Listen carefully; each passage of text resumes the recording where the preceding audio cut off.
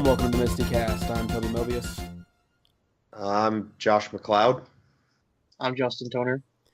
And we have just seen episode 1101, Reptilicus, of the new season of Mystery Science Theater 3000. And before we go into the really spoilery stuff, because as you heard at the very beginning, we are going to talk spoilers. This is your final warning. And I watched it along with everyone else doing the live chat. Oh, you did? Okay. Yeah, I did that. The YouTube, no, you could not use the YouTube chat. It was crazy. Joel and Jonah were there, I heard. But you could not read any of their comments. The only reason they could is because as the hosts, they get like the slowdown of the chat. Yes. That's the only way they were able to look at it. Everyone else, it was light speed, and it was crazy. So what Ivan did in his infinite wisdom, he set up a Skype chat. Just chat, no voice. I mean, I think a couple people tried, but nobody like really interested. I saw it mentioned on the satellite news message boards about the Skype chat. Yeah. But like a couple people were warning people that it's like the YouTube chat's a nightmare. Stay out of there. Yeah, stay out of there. It was funny. My friend and I, James, we finished watching the episode a little after 7:00 Eastern time. Mm-hmm. So we were able to watch. After we were done, I was like, "Oh, let's the live Q&A. Let's go watch some of that." So we caught most of the live Q&A that was streamed through YouTube. It's posted now in place of the first episode in the website there. VHX. VHX. So you can watch that. It's there in place of the episode that was up yesterday. I haven't watched the whole it, Q&A. but I hope the audio sync is fixed because It looks like it is because my friend and I both realized the audio sync is off. Yeah, but we ended up sticking with it anyway. Because I figured they would have recorded it anyway for posterity or for the DVD release. Mm-hmm. So getting that is good, and that's something I'll probably refer to in future episodes. Because it was fun. It was fun to watch. It was. Especially when Hampton and Barrett went into pro and server mode and just started improvising. Yeah. And they're freaking hilarious. Joel, like the very first question, Joel got really cranky. it was I think the question was something like why isn't Jonah being rescued? And he's like, it's the first episode. I'm not even dignifying this with a response. Yeah, really. Like Joel got really irritated. I've never seen him that to get irritated over. Like, because it was like, it's the first episode. Like, well, still, wait. He says 2 months. I'm not going to fight it. It's like, he's like, there's a story. Like, why would you ask that now? And like, it wasn't like it was asked with the 2 months wait. It was asked with, we just saw this today. Because they could only take questions before noon, noon Pacific time. So 3 p.m. our time. The questions had to be submitted earlier by a certain time of the day. Because they didn't want to get, which made sense because they didn't want to get bombarded. Because I've been to other live YouTube chats where there's a couple thousand people and it can get cray. Yeah, it could have been pretty nuts, and I'm glad they didn't go that route. If I were them, I would have done it as using Google Hangouts or Google Live, because then they could have shown Joel and Jonah there, or even honestly, because the chat system is better for that sort of thing. And hell, they could have shown the episode through that and had a live chat. That's personally what I would have done, or I would have set up a Discord. Which, Discord's kind of gaining traction as a very, very good alternative to Skype, and I'm actually going to see if we can start recording future episodes on there. But, it has anyway. Yeah. But, a little sidetracked. Yeah, little sidetracked. But what I just want to say, it went relatively smoothly. And, like I said, I had watched the episode with the live chat, and then I watched it again with everybody online. And it was a lot of fun, and before we get into spoilers, I really enjoyed it. Easily, I'm not gonna say it's one of my favorite episodes because I've only seen it twice. It's gonna take a couple repeat viewings, but it's definitely one I'm gonna watch again. If only for a couple reasons we'll get into, but Yep. I liked it, and any misgivings I had about the season, I feel like the show is in capable hands. That's what I'm gonna say for right now. Justin, what do you think? I felt the same way. I backed it. It's like so much money for me to be able to see the episode in the first place on Sunday, but I was still like wondering, well, how's this going to turn out? And I'll admit, like in the beginning with the opening, scene where they showing how Jonah got trapped on the SOL by the new Mads. I felt a little clunky at first when I watched it. I kind of got. I think I see that they were being a little cammy and stuff with the expedition on purpose. Maybe is the only thing I could think of. It was weird, especially because the cameos by Will Wheaton and Aaron Gray kind of threw me off for a little bit. I was like, is that who I think it is? Well, I was like, this is. I feel like it was a Thunderbirds homage, like the very clunky exposition-heavy dialogue of Thunderbirds, especially with the miniature set. I feel like that's what they were going for. Well, the rest of the people in the Islamic Institute mission control room were all like very like marionette style. Yeah, they were all puppets. Everyone but Will Wheaton. Yeah, everyone but Will Wheaton and Aaron Gray we're the only like humans on that side. Yeah. But anyway, yeah, just give us some quick thoughts because I'm trying to get like everyone's base summaries. The only thing was okay. I was like, okay, it's new. I didn't start to get comfortable until they got in the theater, and within the first couple minutes, my friend Jane felt the same way. Once the riffing started good, in the first couple minutes we were laughing really good, and that's when I was like, I started to relax. I was like, okay, all right, the riffing is good. This is a good start. And then, and it made me real happy. But then, the whole segment where they sang the monster song, that's when I was like, okay, this feels like MST3K to me. I'm really liking this now, and I end up really enjoying the episode. I got some nitpicky stuff. It's like, what did it say? It's like one of the best ever at the moment. It's like, but it was definitely a good start. It felt right in a lot of places, and especially in the theater with the ripping. I mean, there was a couple of them that left me and my friend just like laughing so hard. There were some really good like zingers that they threw out there, and it's like the choice of the movie Reptilicus was perfect. The whole segments overall were good. I'll get to the nitpicky stuff later about some of the things I wish maybe could done a little differently, but overall, I was very happy, and I can't wait to watch the rest of the season on Friday. At least start to, because my friend and I both have the day off on Friday, so we're going to watch at least probably the next 3 episodes after this one. Nice. And see it, at least. So, I can't wait. Can't wait to see what the other, especially what the other movies they're going to do this season. I can't wait to see the list when the season officially drops on Friday morning. Right on. All right, Sourpuss, what'd you think? I didn't hate it. That's an accomplishment. Clearly a ringing endorsement from you guys. Okay. That's damning with faint praise. It's faint praise. It was fine it was fine. There were definitely things that I liked. I thought Kinga and Patton, Kinga and Max were good. Son of TV Spring. I'm never gonna call him. I don't know why, but Max seems easier just to say. Yeah, it is. Jonah was good. He fell into the hapless role.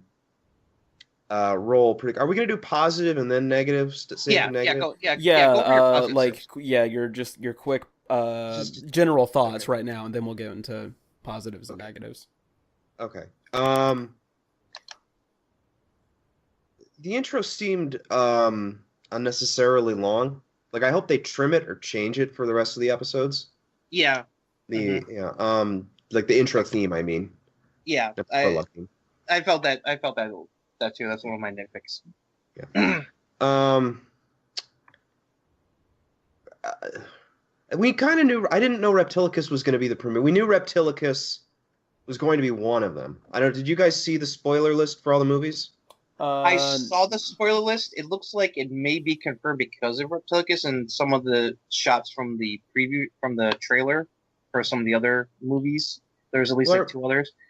Well, I'm not going to bring that up because we'll find out for sure on Friday. But I remember going in thinking at some point Reptilicus was going to be in there. Like I didn't know it was going to be the first one. I knew that they would do it. Anybody wasn't sure. I don't think it was confirmed. It was the first time. Everyone knew that from the trailer, outside of the supposedly leaked list of the episodes. Everyone knew that from the trailer. They knew that Reptilicus was definitely one of the movies for sure. But there was no way. I don't think anything was confirmed that it was going to be the first one to kick off the season.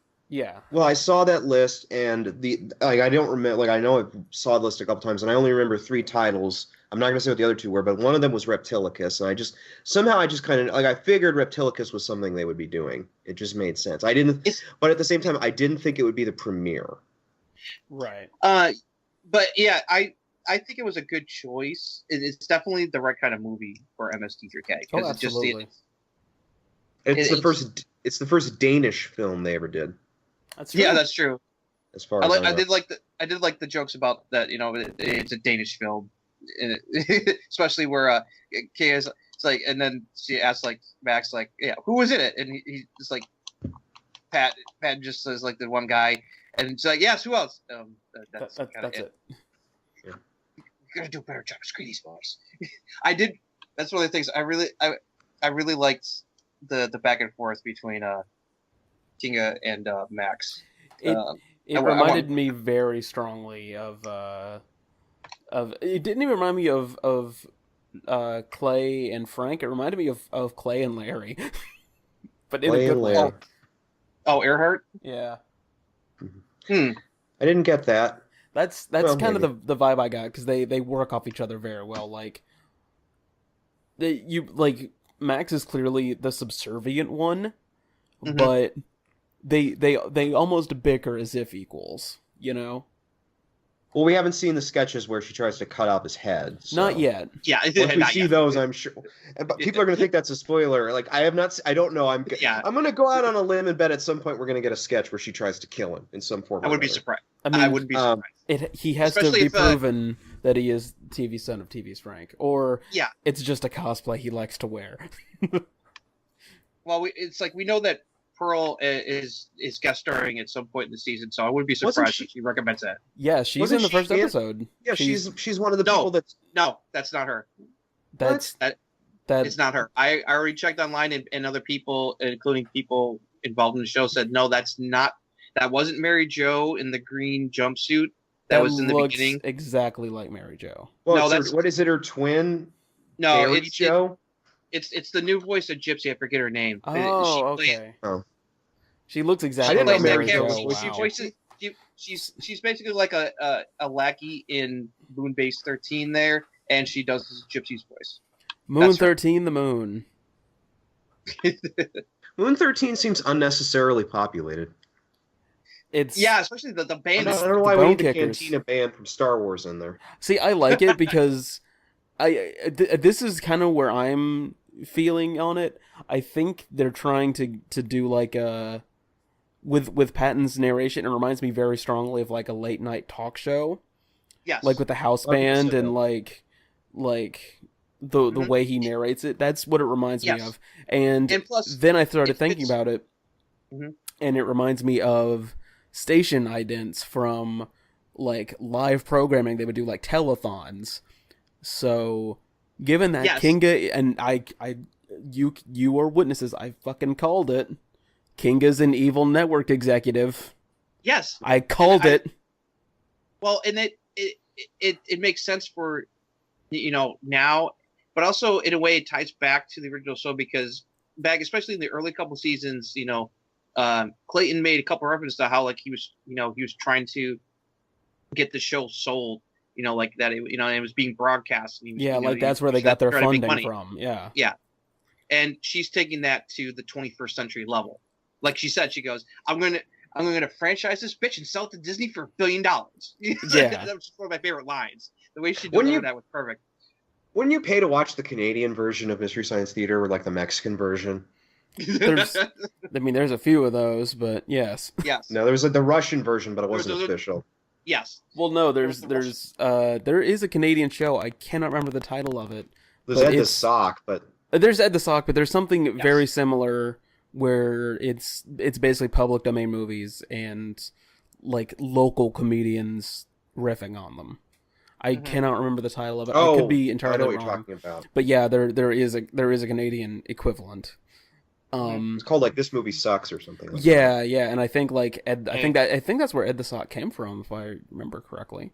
It was like he was like their version of the bots, I guess. So Josh, would you feel like it was a decent start at least? That it was like as far as like first episode for with them. It was fine. It was fine. It wasn't like I said before. It wasn't like I don't think I said this to you.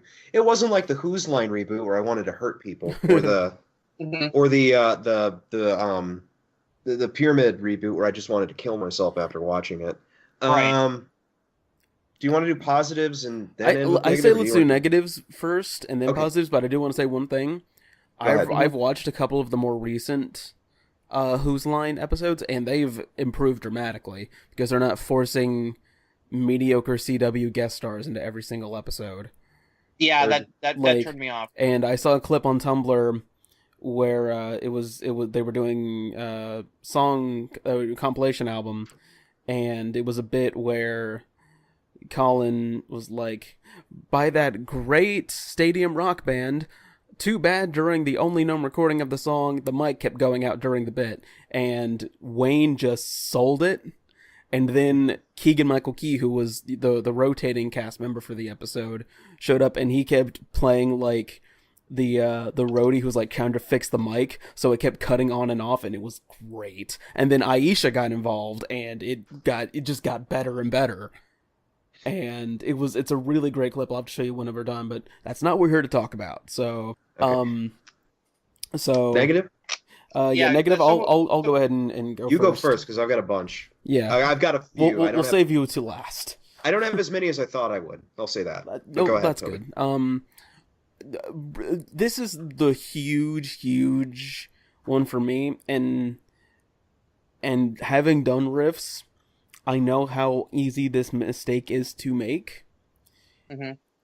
Riff quantity and speed. There were too many.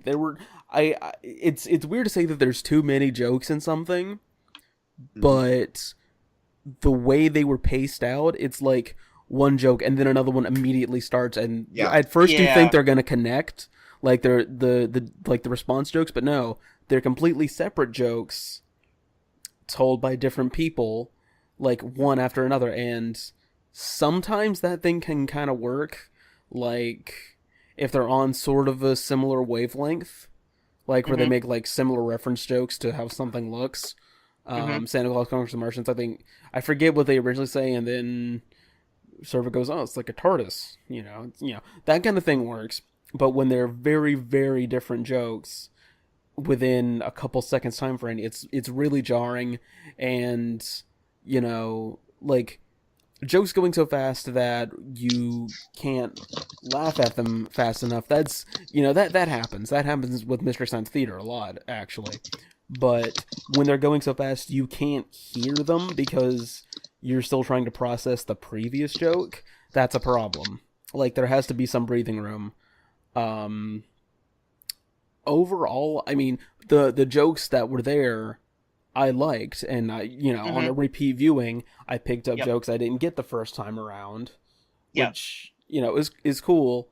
I've heard some people complain about topical jokes. What was one? Something about Twitter. Yeah, they did like Twitter jokes and like something Mhm. about All these people are blogging about the Yeah. rise of Reptilicus. yeah, Mhm. and like it was basically making a slam at like keyboard warriors and stuff like that. And I think someone made like a Trump joke at some point.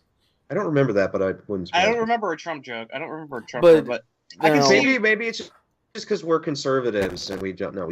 Maybe the liberal in the group heard the Maybe. Trump joke a little bit more But, easily than us. But, there was also I- one about I think Black Lives I Matter. can cannot understand that remember. concern, but I mean, even looking back on the show, there is some like very like dated riffs. Yeah, and on that's the old episodes. exactly what I was gonna say. Mystery It's gonna Science happen. Theater jokes are not ever going to age. Not all of them are going to age particularly well. Like jokes about, like Clinton jokes. I mean, there's Yeah. like in some not of the even episodes, there's like a lot Clinton of, jokes, you know, but like references. flavor of the month senator from Mhm. an episode made in December of 1993. Like Kent Starr where- jokes, Yeah, it's like things like that. Like, well, even before then, they were making jokes about like like Jerry Mahoney. I'm like, does anyone Yeah. under the age of 30 know who Jerry Mahoney is anymore? exactly like I doubt it. in my Maybe. PD Blue references, Mhm. stuff like that. Like that's part of MST3K, and that's why it's rewatchable to people that were there at the time and people like me who just like really old shit. Mhm. Can I jump off of something you said earlier about the riff pacing? Sure. It felt really, really quick, and I think the problem I had with it was it didn't feel like it was the first time they had seen this movie. Yeah. By that that I mean was- the you know what? By that I mean the characters. Mhm. Like it felt like Um, we have viewed this movie beforehand, and we have prepared some jokes in character. Now we will relay them to you as we rewatch the film.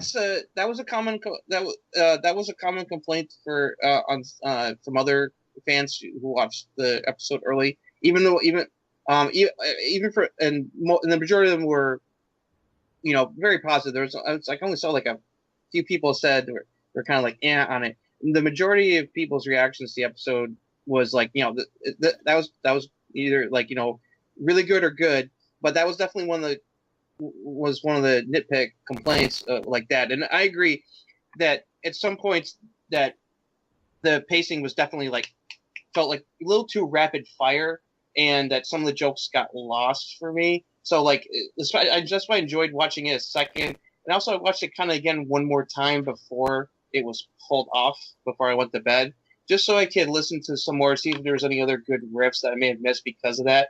Hopefully that's not how it's going to be for the rest of the episodes, because like you said, like Toby said, sometimes it was fine. Other times I felt like I may have missed a riff or two that could have been really good, but they were throwing them out so fast at certain points. Not always. I mean, there was times where they were like at a good pace, but other times there were definitely it felt like we gotta rattle these off here right now. Yeah. And now, as for if you'll excuse my fan nerdery, it is entirely possible that Crow and Servo have seen this movie before, because we know that from Mike's first episode, there are movies on the Satellite of Love that they just have that we've never actually seen on the show.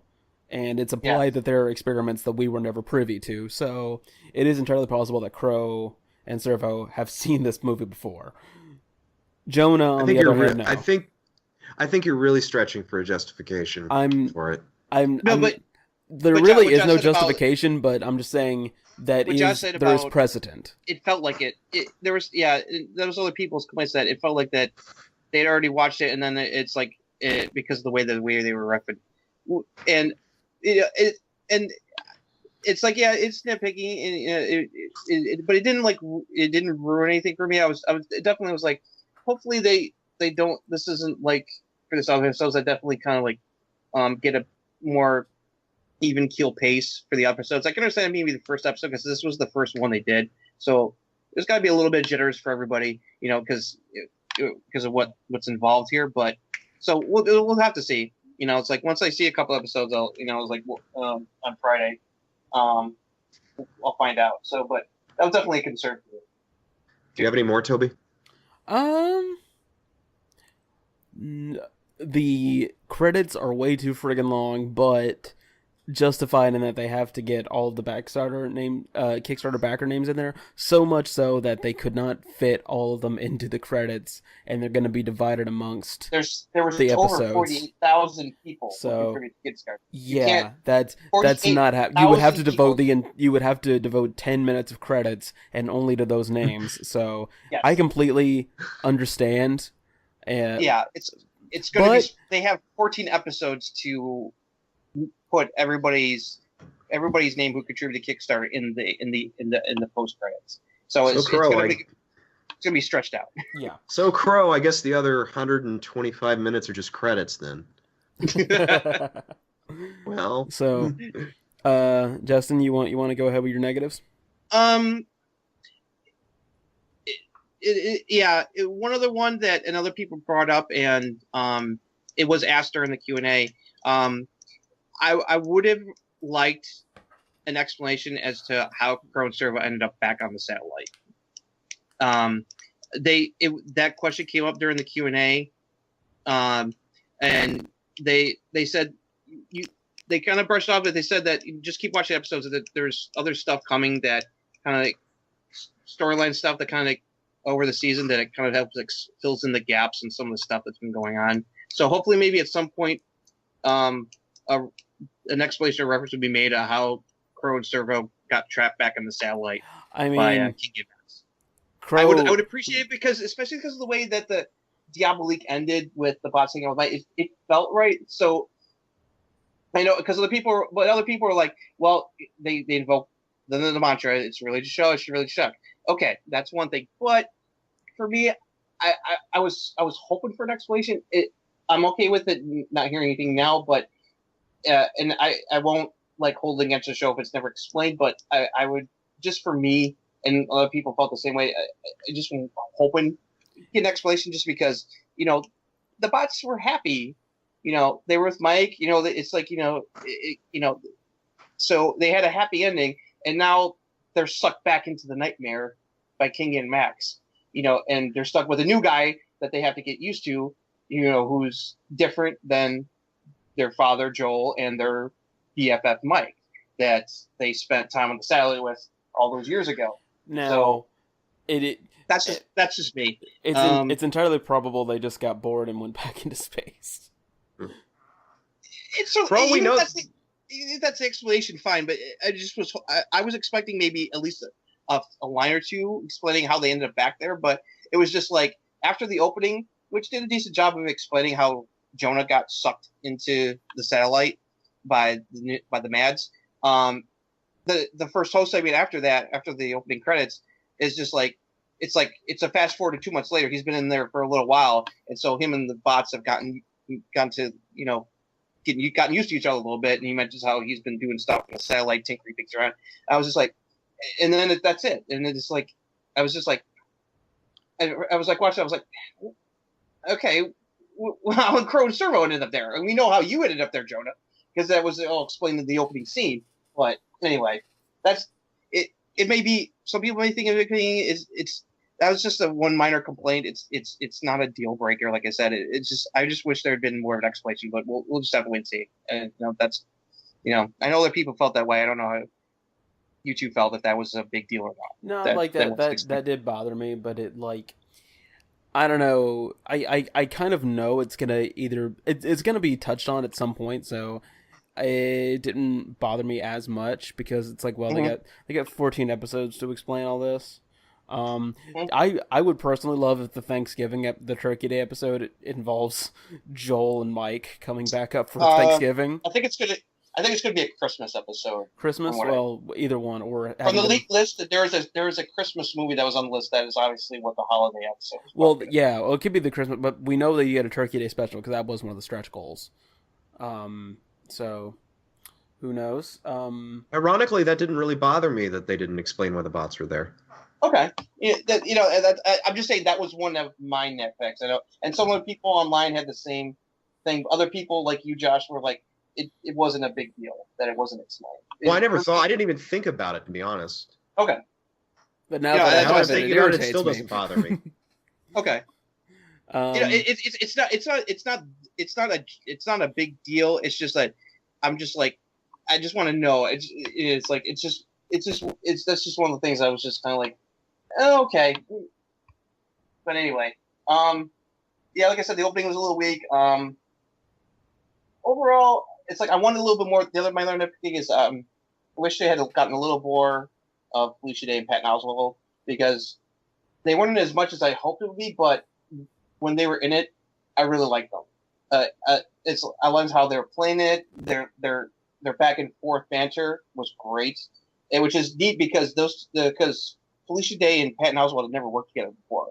And I saw an interview last week with her online, and she said she was a little nervous about that because she never worked with Patton before. But they just found like the chemistry like really easy between the two of them. She said she was really glad about that. She was worried about that because she's like, well, how are we going to play off together? We've never really worked together.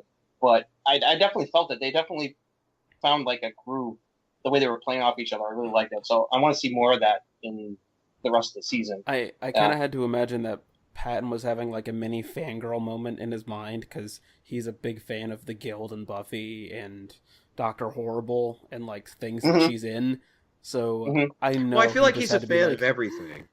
It's like he's a fan of everything, so it's like, he's ascended, and he's a Mystery Science Theater fan, so it's like exactly he's living his dream. He's like him and just about everybody involved: Jonah, Hampton, Barron, Felicia, and Patton Oswalt.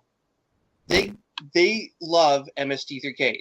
They're huge fans, and now they're participating in reviving the show. So that's like me. That's like if I was suddenly cast in like the next like Star Trek TV series, I'd be like losing my mind. Like, or if Toby got a sex change and became a girl buster. Yeah. Or like I was cast in a Star Wars film. If I, even if it was just like a small part, I would be like, I'd react like Simon Pegg in the behind the scenes of The Force Awakens. He goes, I can't believe that I'm actually having this. He goes, I'm in heaven. Or he's like, I'm in a Star Wars movie. He's like, or Simon Pegg getting to write a Star Trek movie. Yeah, Simon Pegg was like a kid in a candy store, even though like he was playing like one of the minor characters in The Force Awakens, Unkar Plot. He loved Star Wars, and he was getting to play a part in a Star Wars movie, and he was geeking out. So you can imagine how not only were they innerly geeking out, but also they had to be worried about like, okay, we need to get this right because there's a lot riding on this, especially from the fan base. Like, is this going to work? So it's like they're both excited and nervous at the same time while they were, filming the season here, which is understandable. So, but I've heard that from the advanced screenings and then from the reaction on Sunday, they're definitely really happy that the feedback they're getting from the fans is so positive. So that's got to definitely take a, let them breathe a sigh of relief and take some weight off their shoulders. Yeah. So. All right. Let me see. There's any other nitpicky thing. The riffing on it, it's like it was really solid. There was a couple times where some parts where the jokes didn't really hit, but most of the time I was laughing, and there was just a couple of them that just like killed me. Like probably one of my favorites, especially for me and my friend because we grew up in Nickelodeon, was when it shows up on the beach and starts spouting out. It's venom slime and like melting people, and I can't remember if it was Crow Server says you can't do that on television, and it's like that just like killed me and my friend. We were like grabbing our chest laughing so hard. I believe it was Servo that made that joke. It would have been funnier if one of them had said, "I don't know." Oh yeah, that would or more appropriate. Yeah. That riff was so good. Or like, I love what Jodo is like when they were using the flamethrower. It's like, "Don't cross the streams!" And someone who loves don't cross the streams. Yeah. Figment, don't cross the streams. That was I was like, it's like any Ghostbusters stuff like that is a winner. Yes. I love the Monster Mash little ditty. The one scene in the lab, I thought that was great. Them making fun of the comic relief character was great. There was just so many good riffs throughout the. That's why I was just like afterwards. I was just like, I was so like, liked him. He's mine. I wish it was Friday. I want to watch more because it's like these are the kind of riffs that it's like that work for me, and it's like we wanted more. We'll give our favorite riffs at the end because I just remembered probably my favorite. But Does first, it involve a giant map? no. Okay, Although cool. that one was pretty great. Overall,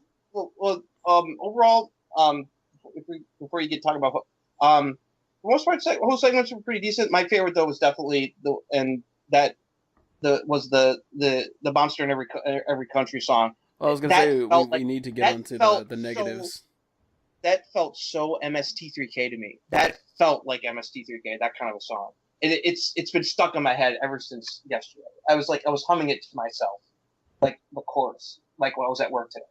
Because like that's when I know a song works, is that if it's that catchy, especially something on MST3K, that made me so happy. I thought it was a nice little callback with the multiple servos. I was like, oh, here we go, multiple servo joke. It wasn't too bad. I have my own thoughts on that, and we'll get into that in a little bit. But we really need to get to Josh's negatives. Mm-hmm. Before we discuss any more positives, I mean. The Invention Exchange thing in the opening, I thought, I don't know if that's going to be common, or is that just kind of like kind of like a callback to the original, the early seasons with Joel, because Jonah was reading out of the Gizmonic manual, like, oh, well, I guess according to this, it's time for me to do the Invention Exchange. Well, he does work for the Gizmonic Institute, and it was established he's an inventor / tinker. So I don't know. I don't mind if the Invention Exchange comes back, even though that was more Joel's thing. But if Jonah can make it work, we'll see. Because it didn't. Because Mike tried it for a little bit, and then it was just dropped because that wasn't Mike's thing. That was Joel's thing. Mike in character just did it because he just thought that's what you're supposed to do. Joel did it, and Joel in Dr. F did it because that was like Gizmonic protocol. That was like how you greet each other. That was what Joel said in universe. That's why they did it. And Mike just kind of carried over to it because like, I guess this is what I'm supposed to do. And again, Jonah works for Gizmonic, so this is like part of the corporate culture. Mm-hmm. We'll see. I mean, that was the other thing I thought was a little strange. I didn't know if that is all right. Is that just a callback, a one-time callback, or does that mean that the Invention Exchange is back? We'll see. Well, we'll have to see after I see more episodes. We'll see if that's a thing or not. But right. Trying to think any other negative.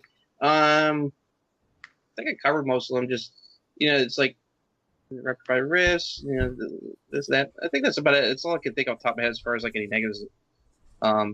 So I think I'm done with that as far as like negatives go for the moment. Right on. So I guess I'm wanted to go right now. Yep. Okay. Okay. Negative. No, we already talked. The big negative I had. No, that's not the big negative. One of the negatives I had was, again, like we said, the riffing was too. And it felt like they weren't. It didn't feel like season 10 riffing. It felt like season 2 riffing, kind of, to me, because they didn't really treat the movie like you remember how in like the final seasons they would just get pissy with the movie, and they would just be like, movie, can we see your movie? Yeah. Can we see your supervisor? Like they would treat the movie like a sentient being almost. I mean, it was so bad it was offending them. But by that point, I think the joke was that they've gone a little bit nuts. I feel like that's always the way I got it. Yeah. And I don't expect that because Jodo's only been there for a short amount of time. Although you expect more babies than the bots. He's the new guy. If you were thrown up into a rocket and forced to watch Reptilicus, I would think you would be a little bit peeved. Maybe that's just me. Because that movie is bad. My God. I mean, they keep saying how Jonah's like this offbeat rebel, like this kind of follows his own drum. Maybe he's the kind of guy that enjoys this unironically, just watching shitty movies. And that would be an interesting twist, like the first willing participant, because I feel like Jonah could probably escape anytime he wanted to, like with his skills. He probably just doesn't want to. I feel like that's kind of what happened to Joel after a while. Like he could have pretty much left anytime he wanted to, because he could have easily outsmarted the Mads. He just didn't want to. Mm-hmm. And what about all those? Yeah, sorry, I didn't mean it. But what about all those times he tried to get Frank to push the button to bring down the satellite? He ended that pretty quickly. Like I think. You think he was trying to get it? You think he was trying to get caught. Well, in the Maybe. early seasons, it looked like he was talking about trying to get out of there, but He, I mean, he kind of stopped by even like in the season end, 3. and even when it happened in Mitchell, it wasn't because he was planning on it. Gypsy did it because she thought he was going to die, and so it wasn't like he was still like he was actively trying to escape. Gypsy just shoved him in the escape pod and ejected him out of the satellite. And then, he came back and was like, yeah, I'm not going to take you with me because this place is awesome. Essentially. Yeah. I mean, it was kind of Joel's a little bit I never nuts. thought about the underlining douchiness of what Joel is doing. He did. He's basically saying, "Yeah, you suck." Well, it was he had to come up with some lame excuse because otherwise it's like because everyone would expect if Joel was there, why didn't he take Mike and the bots with him to escape? They had to come up with an explanation of why he couldn't rescue them. In retrospect, that probably would have made for a better season finale. Joel comes back to rescue everybody. Yeah. Oh, I don't think. But in the first half of season 5, for a while there, Mike was actively trying to escape. There was like several host segments where he was trying to figure out a way for them to escape, but then he eventually just gave up. And then, he kind of revisited it again in the sci-fi era, but I think that was mostly to establish the concept to a new audience. Yeah, like he had a lot more escape attempts then. I'm trying to think of when he is because there's the time when he climbs the ladder. Werewolf. What in Werewolf? What were the other ones? Hamlet. He was trying to. Well, no. There was. He tried in Hamlet. How did he try it in how? No. That was the movie. He was trying to get a good movie. Yeah, I was trying to get a good movie. He's trying to get a good movie instead of a bad movie, but he tries in Track of the Moonbees very briefly. He tries in Final Justice because he thinks he can just sit in the box. Because he thinks he's in the escape pod. Okay. Yeah. Because Joel. You could argue that he tried in Soul Taker because he did ask. Oh, he did. Yeah. He tried in. It was one during the Roman times arc. Like they try to escape then, and it doesn't Space work. Mutiny? No. No, it wasn't Space Mutiny. Oh, he politely asks, in which one is it? Where they're what? Crow tried to prevent him from coming on the satellite during Time Chasers, but it backfired. So but that doesn't really count. That because that's not Mike actively trying to escape. That's Crow and Servo trying to help him out. What was the one where Mike and Pearl have that nice little chat? Time Chasers? Widowmaker. Time Chaser? Yeah, it was the beginning of Time Chasers. He's like, I don't suppose I can. Why go. are you so She's evil? like, no. Well, he didn't ask that. He asks. So I guess you're going to send me a movie. Yeah, and he asks, why are you so evil? He doesn't say, can I go home? I'm never really asks. But you're remembering. There was only outside of a few during the sci-fi era. By that point, he stopped trying to escape. I feel like he tried more during the sci-fi era than he did on the Comedy Central era. Let's outside after. Well, there was a couple times during season 5, but by season 6 and 7, he didn't even bother. Well, in Brain That Wouldn't Die, he tries to reprogram the ship. Teenage Strangler, he tries calling his grandmother or his mom. Yeah. Doesn't happen in Alien. Beginning of the End. No, he doesn't try it. Beginning of the End. Atomic Brain. No. Outlaw of Gore. No. Radar Secret Service is the one where they build the rope out of pantyhose and other stuff. Right. How many times they try the rope trick? Teenage Crime Wave. He tries building the. They tried that with. Did they try that with Servo's underwear collection? No, those were just some random pantyhose. Servo dice size lapped and forth. Okay. Yeah, and then the other one I remember is Kitten with a Whip, where he throws Crow down the umbilicon. Anyway, we're all right. We're going a little off track here, right? Again, but it happens. Yeah. But Jonah better attempt to escape the ship, I guess, is what we're saying at some point. But what other negatives? We'll see. I had more. There's one big one that I'm saving for the end. I'm trying to remember the other ones I had. I don't see the necessity in having Servo and Gypsy. I don't get why Gypsy was in there. Like, she didn't really make a joke. Where? She just picked something in the theater. She made a joke. There was I just remember the scene where she just comes in, she puts a bucket down, and then she leaves. I'm like, okay, what was the point of that? The first time she comes in, that she puts down the bucket, and she makes a looks clip. at the cabinet, which has a hat on it, and she's like, "Now you're Mr. Cabinet." Yeah, Like, she'd be like a joke or two. yeah, and they said that was gonna happen. Like she'd pop in every now and then with a riff, and it was Okay. fun. Like the couple I times did- she did it, it was fun. And the second time she did it, she did say something, and I don't remember what she said. Yeah, me too. People were asking about that payload thing. I think he said that that'll get explained. I think Joe said that'll get explained later. What she's doing there, dropping stuff off in the theater. But I thought it was so strange. I was like, what? Why is Gypsy coming into the theater here? What's going on? Now, as far as Servo goes, it's continuing like the forced perspective gags that Joel would do, but they can use Servo to get into places that Joel couldn't have gotten into, or Jonah can't get into. Did anyone ever legitimately think those gags were funny? Honestly, I like them. I think they're charming. I didn't mind it. Name, not counting the ones in this episode. Name some of the forced perspective jokes that happened in theater during the initial run that you can legitimately say that you liked. Joel running in War of the Lost World. Yeah. Okay. There's one where there's like some female nudity, and Joel uses the umbrella to censor it. I did appreciate the callback to Servo liking to kiss people. That he, I forget who he smooched, but it's like I was like, oh, yeah, that's a Servo thing. And then he started eating the pudding-looking remains of Reptilicus at the beginning of the movie. It was funny. I like it. I like giving him that range of movement. Yes. I forgot to mention for the new voice of the bots, Hampton's Crow I thought was the best.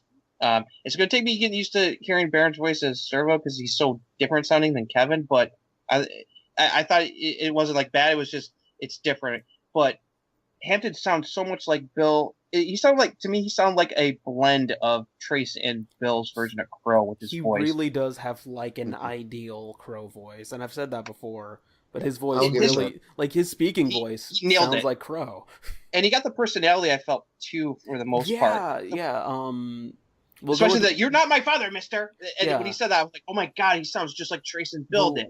I was like, it was kind of spooky. We'll go into this more under positives, but I both thought they did really well. Yeah. But I think a problem I had that I'm going to comment, and I know I wasn't the only one, is Baron and Jonah sound too similar. It's hard to distinguish when one of them's talking. Like with the riffing, yes. There were some times where I wasn't sure if it was Jonah or Servo saying the joke, because Hampton sounds so much like Crow should sound like that. I could say I was like, I can distinguish him very easily in the theater. I definitely agree with you. There was times where I wasn't sure if that was. There was times where he sounded a little too similar to Jonah. Not always, but yeah, I see what you mean. Yeah, I definitely had that problem as well. And especially because I don't think he's as used to doing Servo, so he's not like moving the head and like making the mouth move when he speaks. Mm-hmm.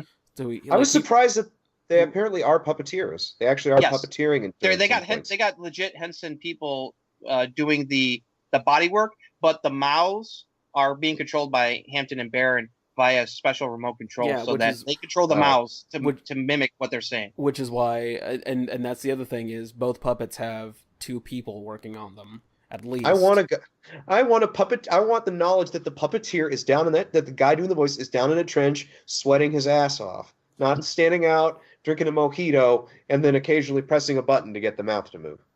No, that's they are in the pit. They are in the puppet pit. Okay. They are under Jonah's legs. Okay. But they're sharing it with at least two other guys down there. They're sharing the workload now. And they're sharing their mojitos, which is nice of them. Yes. Well, no, Baron is sharing his Mick Cafe. Yes. I'm not Baron. I noticed that Hampton likes his Mick Cafe. Mm-hmm. I actually kind of would like if that became a thing with Crow. Like he just really likes frozen coffee. Mm-hmm. There's that one episode where he's trying to stay awake and he drinks like he eats coffee beans, Spree, which remember Spree? That was a candy that existed. It still exists. You can buy it at my grocery store. I thought they took it off the market. Mm-hmm. Okay. Surge energy drink, M&M, chocolate covered M&Ms. All right. Any other negatives or nitpicks before we go back to the cosmos? there's a few things I didn't like that they repeated but I didn't like that they repeated the kaiju song in the end credits. It's like, we don't need to hear it again. We can just watch the See, episode if we want to hear it. But They needed something there to kill the time. well, Because I of know, how but wrong- can't you just pick something like? Can't you just do like the Wild Rebels music again or something? That's really nitpicky. Yeah, that's not like that I big. said. The big Yeah. thing that gets in my craw, and this is the kind of crap I was worried they were going to do, and I was almost 100% confirmed when I saw it, is why are Will Wheaton and Aaron Gray there? I don't see the point in them being there. Before you interrupt me, it just seems like, oh my God, Will Wheaton is there. Isn't that wacky? Like, I don't care who that Will Wheaton or Aaron Gray are there. I legitimately do not care. Their characters were not necessary to the plot development. Mhm. Don't say they were not necessary. Jonah could have easily have been kidnapped. You didn't need to show. Don't put words in my mouth. I wasn't going to say that. No, but someone was going to say it at some point. Characters thank you. Their characters were unnecessary. They served no purpose other than, hey, isn't it cool that Aaron Gray and Will Wheaton are here? And you cannot convince me otherwise. That was just stunt casting for the sake of stunt casting. Okay. Not unlike the Who's Line reboot where they just get. Okay. Okay. I think I'll we say both have that rebuttals to this. Okay, well, Toby, go first, and then Justin. No, Go Justin ahead, was Joe. speaking. I'll let him go. Okay. I agree with you. I didn't care for the cameos, but it didn't ruin the episode for me. But I agree with you. It didn't feel like it was very necessary. That's all I'm going to say. I agree with you in some points, but it's not like something I'm going to rage over. And I'm just like, this is strange, but it's not ruining the episode for me. So I'm not gonna get all in a huff over it. But it didn't feel like you needed to have well-known people do that spot. And like I said, that opening it felt like there was some unnecessary stuff. Lengthwise, there's some stuff that didn't need to be there. That's one of my criticisms, but it's just one of the few negatives. But it's like it's not like a thing that that ruined the episode. But I see where you're coming from. And I agree with you on some of the points there. So don't feel bad. Toby, go. All right. Here's the thing. It didn't bother me at all because I knew they were going to be there. I knew there were going to be cameos, and the way they were written into the thing, it could have been pretty much anybody playing those roles, and it would have been just as funny. So well, you see, that's why it doesn't bother me. It's like, oh, it's Will Wheaton and Aaron Gray, and to be honest, I could not tell you who Aaron Gray was before this because I've never seen Buck Rogers. Sorry. Well, that's the point. If you're just gonna see, that's even worse. Almost. That's like, okay, now we're gonna have, non-famous. Like, why don't we have Kim Kardashian and Johnny Puello and the Harmonica Gang in an episode? Like, if you're just gonna get people for the sake of getting people, it's like, well, what's the point? Okay, well, in response to Will Wheaton, he is. Well, they're not just getting it. Yeah, he is one of the show's oldest fans. He has endeared himself to the fan base numerous times. He was in that This is MST3K documentary. No, he wasn't. Yes, he was. No, that's Neil Patrick Harris. Will Wheaton was in something. I swear to God. Wasn't. He was not in This is MST3K.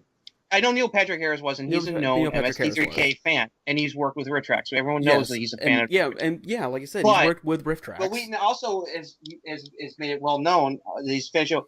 The people that are going to be making cameos are making cameos because they love MST3K and they want to make a cameo. And even so let me stop you right there. If I'm sorry, but this bugs me. It really bugs me to quote the guy from Beatnik. Oh, so people who are fans of the show shouldn't make cameos? Yes. There, I said it. Yes, because what if that were Kim Kardashian? And if you're going to say, well, Kim Kardashian's not a fan, I'm saying, what if she was a fan? What if she was a fan? Are you going to get there and say, oh, well, her presence would be fine? What if Johnny Puello was a fan? Like, I don't know. Just because that point I agree with, but the thing is, because you're famous doesn't get you a ticket to ride. Oh, Now, if we have cameos in every freaking episode, then I will get not really annoyed. unlike- okay.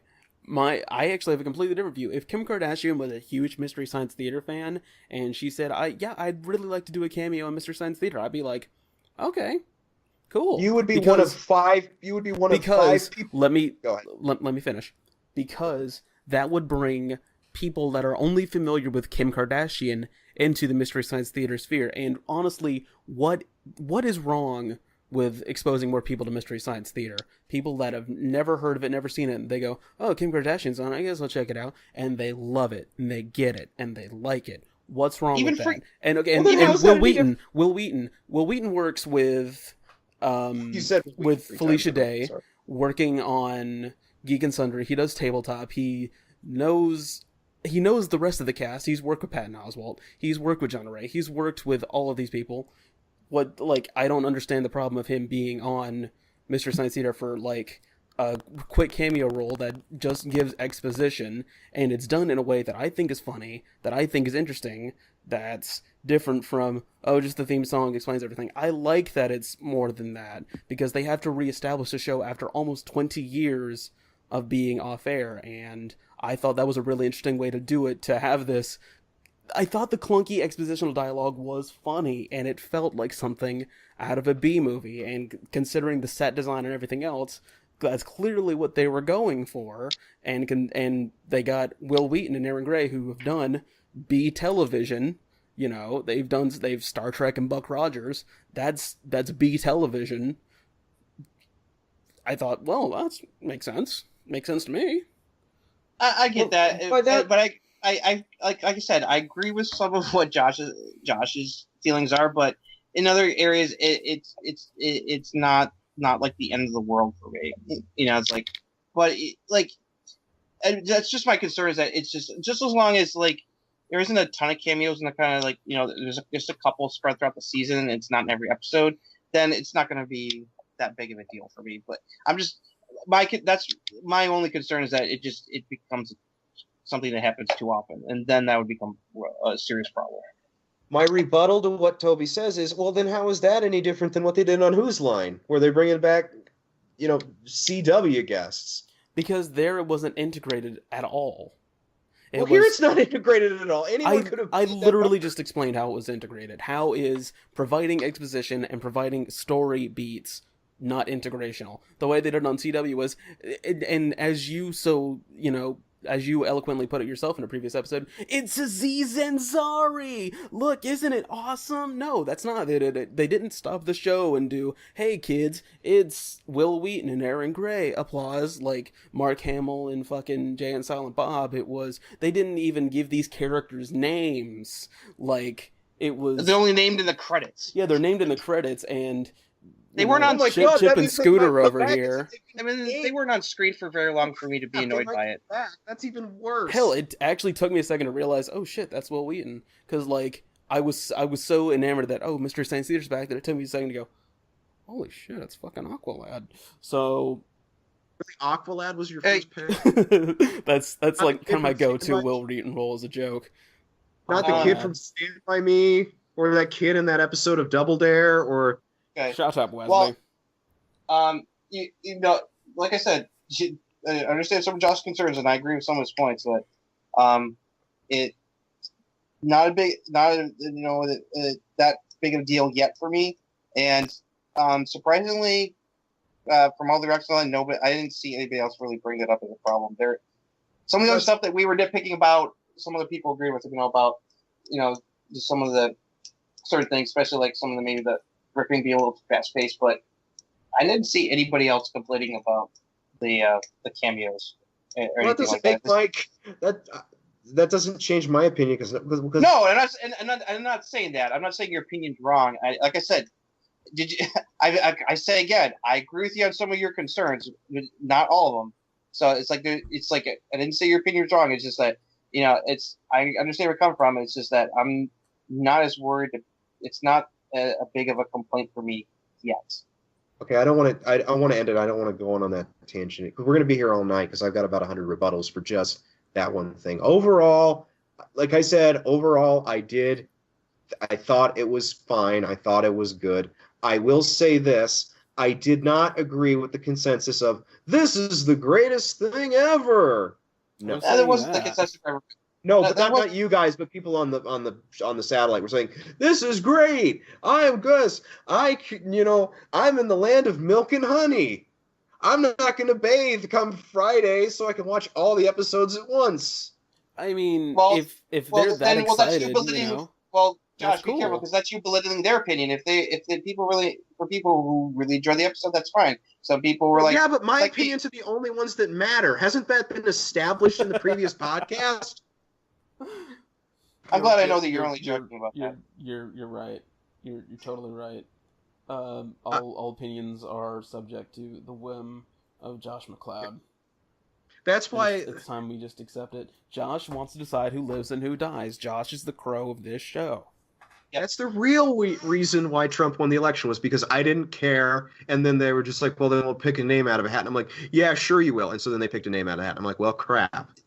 The worst possible name they could have picked out of the ugliest hat. Couldn't you have picked something more easy, like Edie Amin Just or be careful, Rabid Josh. Wolverine? All I'm saying SpongeBob is, Josh, SquarePants. just be careful what you're saying there. It sounds because for me there, it sounded like you were bashing other people's opinions that were really, enthusiastic about the episode. I'm not bashing their opinions. I'm bashing them as people. There's a difference. Jesus. Okay, We've got to move on. I want. I won't. Did I mention that I clubbed a puppy this morning? I'm just doing everything I can to get as much hate at this point. Yeah, but see, Josh, Have you guys here's the tried thing. seal It all meat? filters to me because I'm the one with public accounts. Have you guys tried seal meat? It's delicious. Like a kiss from a rose. Okay, is there a reason why you're being really sarcastic right now? I love meeting some venison. I go hunting for the fun of it. All right, so positives. I'm gonna Me to go first so that I'm not shot in the face. Yeah, kinda. It was nice that the show was back. Yay. All right, It was nice. I think Jonah is really good as host. I believed him. I liked that they followed the basic format of the original series, which was opening, prologue, host segment, movie, host segment, movie, host segment, movie, ending, host segment, credits. I'm glad that they weren't like and the stinger. Yeah, credits, stinger. I'm glad that it wasn't like, okay, well, we're gonna have a 30-minute subplot dedicated to why Jonah ended up on the moon. Like, Jonah ending up on the moon takes 2 minutes. That's perfect. You don't need a 30-minute backstory, which is, I think, what some people wanted or some people expected. Yeah, that wasn't necessary. That's why I said it felt that one of my criticisms with the opening, it felt like it went a little too long. It could have been a little shorter, just a little bit more basic. But no, I agree. I'm glad that they kept to it because I was like, okay, this is awesome. They're keeping to the format the way the show is supposed to be with the whole segments and even the little bumper breaks. I thought were fine, even though it's on Netflix. I thought it was amusing because it fit with what the Mads are talking about. How like they're trying to sell this. They're it's like to franchise the hell out of it. Sell it to other people so that they want to syndicate it on Netflix. So. Yeah, it got to have commercial breaks or bumpers. And at first I was like, but they got funnier. I thought the first one I was like, that's okay. But the Pad's delivery, it started to work for me as the bumpers went along. I thought some of the later ones were more funny. And I was happy. I was like during the credits, I was actually wanting the credits to go because I was like, they're out. Are you going to give us a stinger? Is there going to be a stinger? Yes, thank you. And it was a good stinger. Yeah. Do we want to go on Reptilicus? I looked up some Reptilicus facts. I don't know if anyone wants to hear about them. No? Okay. No. Actually, I would like to know because, dear God, the special effects of the movie were crappy as hell. Especially the father in the farmhouse getting eaten in animated form. My friend and I both laughed so hard because it was so bad. It's like the puppetry and the special effects are pretty bad. Yeah, I feel like they look like they're from a completely different movie. Yeah, I feel like they didn't give that scene enough grief. Oh, that reminds me of one of my other favorite riffs. What is it? We'll go over that in later. But Yeah, that was one of the riffs. Was like we'll do our favorite riffs at the very end. What was the other positive I was gonna say? Well, I guess you guys want to know about Reptilicus. Reptilicus was a movie. Believe it or not, this movie was actually made by humans. Wow. It's hard to believe. Well, it was made in Denmark, and it was like I think it was funded by American International Pictures, which begs the question. I'm like, do you guys just fund anything? The answer is I guess yes. they did back in the day. And it was Sidney Pink was the producer, and he brought it to America, and it was on a double bill with some other movie, and it did not do well in its native Denmark. It was a big box office bomb in Denmark, apparently. Well, what a surprise when you have it's a crappy movie. Did well in Australia, oddly enough, though. I'm not kidding. I read it in a book. Like, apparently the movie was one of the few Danish films shown in Australia. And it did moderately well here in the U.S., obviously. And then AIP sold it to Filmway. So I believe MGM owns the North American rights to it. So Reptilicus. I mean, I feel like there's a rumor that Sidney Pink. I mean, the ending. Nah, I'm not going to say that. Man, Reptilicus is a bad movie. It's perfect. It is. It is perfect. That's why I was so happy. I was like, this is an MST3K movie. It's not. It's a badly put together movie. It's got bad acting. It's got really bad special effects. All kinds of problems, and it provides all the perfect ingredients to make good riffing, and they delivered on the riffing. I felt, and that's. I was actually kind of worried that something like Star Crash would be the first one, because that would have forced them to kind of. I thought they would use something like, oh, it's David Hasselhoff, slumming it. I thought they would kind of use those kinds of jokes as crutches, but there's like no recognizable names in this. So they never had that problem. And I think as the episodes go on and they have to do those kinds of movies, I don't feel they're going to use that as a crutch. And that makes me very happy. Yeah. Yeah. Oh, one other thing I liked, there was a couple of callback riffs, but not too heavy. Like, I'm Squishy and he tampered in God's domain are the ones that immediately jumped. I was like, oh, okay.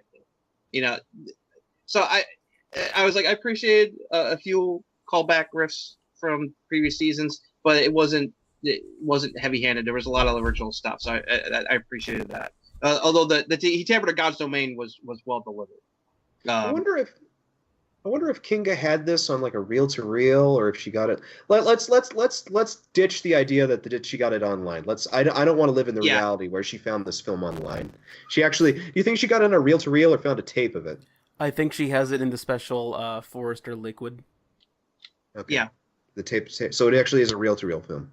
Okay. Sure. I don't know why I liked this. You're gonna think I'm weird for liking this. The thing I liked most was when that thing at the end where the people in the background put the Reptilicus. It's like a weird needle thing. Not in the movie. Like in the final host segment where they put the Reptilicus cardboard thing in this like this circular apparatus with 14 holes in it. Yeah, like remember that? I'm going to go ahead and give a theory on that. Yeah, go ahead. So the films are in liquid form for some reason. I guess I don't know. I joked that they stole the idea of liquid Game Grumps. Shove it up your pee hole. Ew. It's a Game Grumps joke because Game Grumps were on the telephone. So I was like, okay, the movie's in liquid form. That's interesting. I haven't seen anything like that before, and it does kind of give Kinga her own visual style in the moon, like when they have like the monitors and everything's bubbling, and it looks cool. I like it. I really dig the visual style of Moon 13. First of all, I do. I like it. But this is what I think's gonna happen. I think they're gonna collect the liquid of all 14 movies, and then she's gonna try and make some kind of doomsday weapon with it, like the ultimate terrible movie made from like traces of all of them. I feel we're gonna like blend everything together and create a monstrosity. I feel like that's where she's going with it. Directed by M. Night Shyamalan, starring John Agar. No. Dubbed by Sandy Frank Productions. Ghost written by Michael Bay.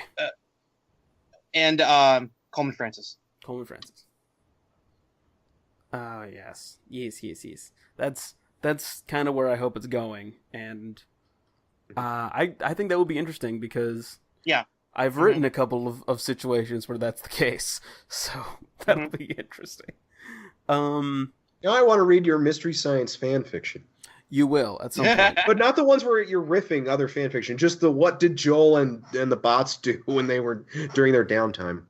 I actually do have some of that, and I don't know where it is. If I ever found it, that's going on the blog. Like, I'll release a dramatic reading of it. But I guess while I'm talking about my positives, like I said, I love the set design. I love Gypsy's. It was not even really a redesign. We're like a repurposing of the tubing, and I thought it worked really well. I love Gypsy's new voice. Yeah, I thought she was fine. Baron, Jonah, and Hampton all have really good chemistry. You can tell that these guys were friends in real life. Yeah, and I appreciate that. It helps. Jonah recommended the two. Mm-hmm, he did. So you can tell that they have a rapport, and it really shows. And everyone's just really hitting off each other, and I really appreciate it. Like we said, Felicia and Patton, they're just like their chemistry is really good. Yes, and you can tell everyone was, even though they only had their production window was a little crunched because of their schedules that they do on things. But you could tell how much fun they were having. Speaking of, you could never tell that Felicia Day was 6.5 months pregnant while filming. I think that's why her coat was so heavy. I was thinking of that when I was watching. I was like, oh, that's right. She was pretty pregnant at the time that they were filming these episodes. That probably explains why the coat's a little thick. By episode 14, she's going to be sitting in. By episode 13, she's going to be like. It's going to be like the Gillian Anderson on the X-Files when she got pregnant, where she's like sitting in a wheelchair. Oh, my leg. The character's like, oh, my leg broke. And I'm constantly holding this suitcase over my tummy for no reason. I feel like they actually might make a joke into that. What was that? I feel like they would actually make that into a joke. They probably would. Wait until the Turkey Day episode. She just ate too much turkey. And she just has a giant belly. They did that on Titus. Hey. God, Titus was a show. So, let's see. The new aspect ratio works really well. I was a little hesitant at first because I was like, Mr. Science Theater, and like it's a weird thing to kind of be squirrely about, but I thought that's not going to look right, Mr. Science Theater on my screen. But no, it looks fine. It looks wonderful. The miniature work was fantastic. Yes. Especially Jonah's ship at the beginning. It felt very like the early seasons. And like the way they superimposed him into the miniature was astounding. Mm-hmm. The break glass to drop payload, the hammer just coming out of nowhere. I like that. I love it. That's such a goofy gag. Mm-hmm. It was fantastic. I also loved where he does his adventure stage. I thought it was the music, especially bubbles, yay! And then she's that. That's nothing. And then she whispers to Mac, "Get me the patent on that. We're gonna sell that sucker." She's smart. I want that thing. That thing I want cool. that too. I know, why has no one done that yet? Yeah, that's why I love that line, because I thought that was cool, and I love how she told Max, she whispered, "We're gonna sell that." When we do a future episode, the topic's going to be inventions exchanges that we actually want in our lives. Yes, let's definitely do that at some point. Invention exchanges that are actually practical. Once we're done talking about the new season, we'll do that. Mm-hmm. Which, by the way, should we spoil it now or spoil it later? How we're going to do this? What do you mean? How we're going to go about doing the? Oh, we haven't talked about it yet. Never mind. I'll shut up. Just cut this out. We're going to talk about it later, and we'll edit something in post. Whoopsie doodle. Also, my time is kind of ending because what the fuck is wrong with you? Is about to start. Paul and Storm. Paul and Storm are the ones who wrote the Monster in Every Country song. Kudos to them. It's like I was looking that up here because I forgot. I was like, all right, who wrote the song? It's like they helped write that song. So it sounds like a Paul and Storm song. Yeah. And yet there was no reference to Pulgasari. North Korea will never get love. Rip in pieces. You want to do our favorite riffs? Yeah, let's go ahead and do our favorite riffs because I'm going to have to wind down. One more thing. I thought it was two interesting things that Joel said during the Q&A. One was that they are, because for next year for the show's 30th anniversary, it sounds like they want to try to do like a live show / convention, which I'll pull that off. And two, Shout Factory is going to re-release the Cinematic Titanic stuff onto DVD in the box, some kind of stuff, which is good because I only got a couple of them before they shut down, so I didn't get all the episodes. So if they're going to release those sometime soon, it sounds like sometime soon. He didn't give a date. He said they're working on it. Trace and Frank's website, The Mads, also has the same thing. It says that Shout Factory is going to be re-releasing the Cinematic Titanic stuff on DVD for people. So that's good news. What I was told, and this could be entirely wrong, I'm going to go and say that now. What I was told is that the company that the Cinematic Titanic LLC is basically became Satellite of Love LLC after Shout Factory got the assets of the Best Brains. Okay. So basically they own both. Okay, so it was part of the absorption. It was, yeah, and Joel is the head of Satellite of Love. In the same way that Sony created Ghost Corps and Ivan Reitman is the head of Ghost Corps, which handles all Ghostbusters properties. And also, I just want to say that I was really happy to see that also stated on their site and confirmed other places that Shout Factory is giving royalties to all the cast members from the episodes sales of the DVD sets. Absolutely. That's cool. Although I think they're required to now. Yeah, well, I'm glad to hear that it's official because I think there was some issue in the past about that. They weren't always getting royalties or something, but it sounds like that Shout Factory is treating the former cast very well when it comes to residuals and royalties. I mean, especially if they want to do 30th anniversary stuff with them. Yeah, they may have a they have a vested interest. But if you know about these royalty payments, it's never like $6,000. It's like $6.30. It's never more than you had though. It's never as much as you say. Well, you know the story about like people who get checks in the mail, and whenever Pat Sajak has a cameo in a movie, you get a royalty check for it. Apparently, the royalties, it costs less. The amount of the royalty check is more often than not less than the actual postage to send the check to you. Yeah. Not always.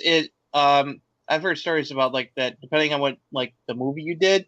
If it's a very well-known popular movie that keeps getting replayed and resold, you get pretty decent royalty checks. I know one of the guys from Shawshank Redemption says that it's he's gotten quite a good of money from the royalty checks from Shawshank just because of how popular the movies become over. Actually, apparently, Casey Kasem's kids were fighting over his royalties from Ghostbusters, from being in the first Ghostbusters movie as a vocal cameo.